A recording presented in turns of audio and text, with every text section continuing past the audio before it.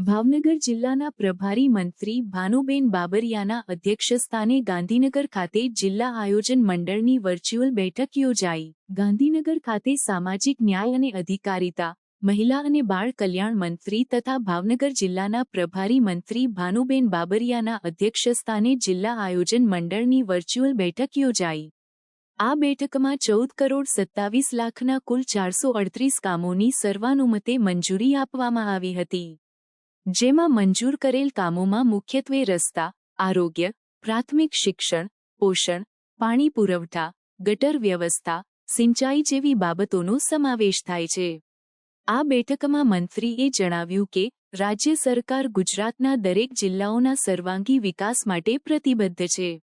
રાજ્ય સરકાર દ્વારા સૂચવવામાં આવેલા તમામ કામો સમય મર્યાદામાં અને ગુણવત્તાસભર થાય તે ખૂબ આવશ્યક છે। આ સંદર્ભે તમામ પદાધિકારીઓ અને અધિકારીઓ અને વિવિધ વિભાગો વચ્ચે પરસ્પર સંકલન જાળવી કામ કરવું આવશ્યક છે।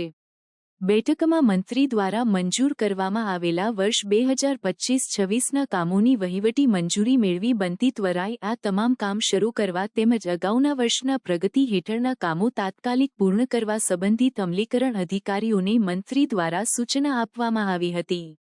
ભાવનગરના સર્વાંગી વિકાસ અને દ્રઢ સંકલ્પને પ્રતિબિંબિત કરતી પુસ્તિકા વિકસિત ભાવનગર 2047નું મંત્રીના હસ્તે વિમોચન કરવામાં આવ્યું હતું।